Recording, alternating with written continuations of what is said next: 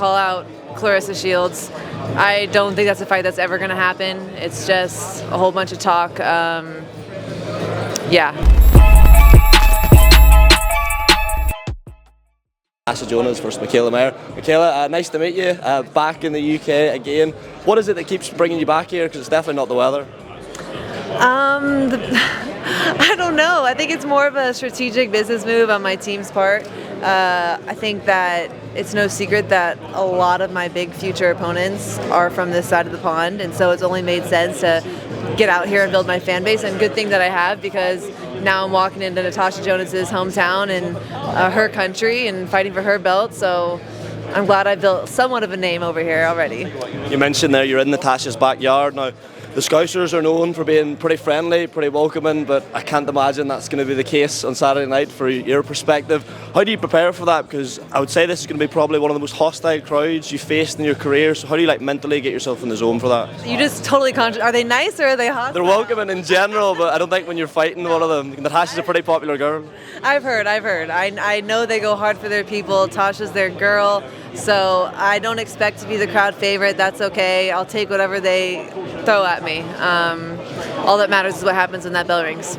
So it's been pretty respectful between yourself and Natasha. I know we do have the press conference to come, but she says, I've seen an interview with her where she reckons she does everything a bit better than you. What do you have to say to that? You want to call her any names and insult her? I've heard that. I mean, she should think that, right?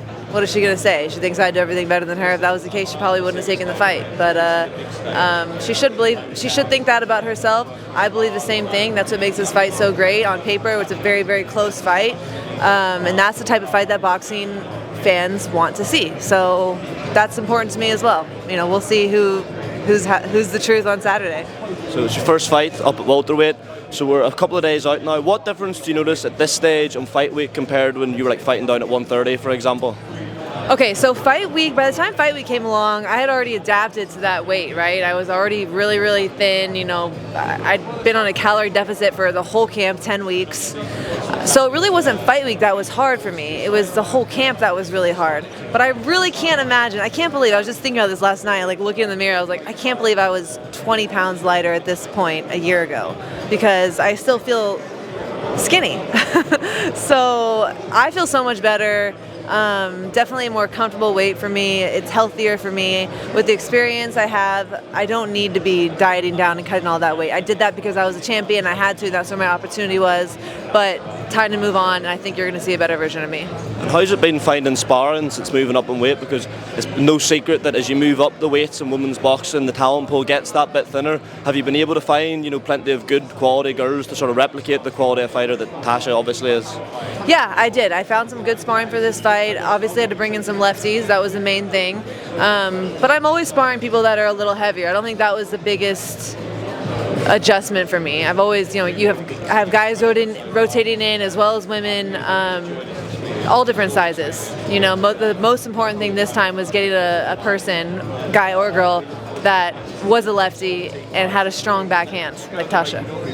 Last one from me, Mikaela. I know you're probably sick talking about Alycia Baumgardner, but I've got to ask you about this weird feud that's emerged between her and Claressa Shields. Did you see the video of them bumping into each other in the airplane? Yeah. Listen, this is Baumgardner trying to stay relevant.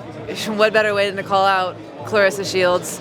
I don't think that's a fight that's ever going to happen. It's just a whole bunch of talk. Yeah, but if they want to come to 147, I plan on running that weight class, so whoever wants to step into that division, I'll be there. How likely do you think it is we'll see that rematch between yourself and Alycia at some point, given the fact there is a bit of a weight difference now? Listen, we'll see about that. I have to consider whether I'd want to give her the opportunity to do that. The big money fight, what everybody wanted to see was the rematch right after, right, a year ago. And she didn't want to do that. And that was a huge mistake on her part. So I've moved on. I'm in a new weight class now. She's been dealing with some stuff with her whole drug situation. So, we'll see. I don't know if that's something that I want to give her the opportunity to do. I'm focused on Natasha. I'm focused on the girls at 147. Right now, she's suspended and irrelevant to me. Well, Mikaela, thanks for giving me a bit of your time. Enjoy the rest of your time in Liverpool and all the best Saturday night. Thank you. Cheers, Mikaela. Thanks.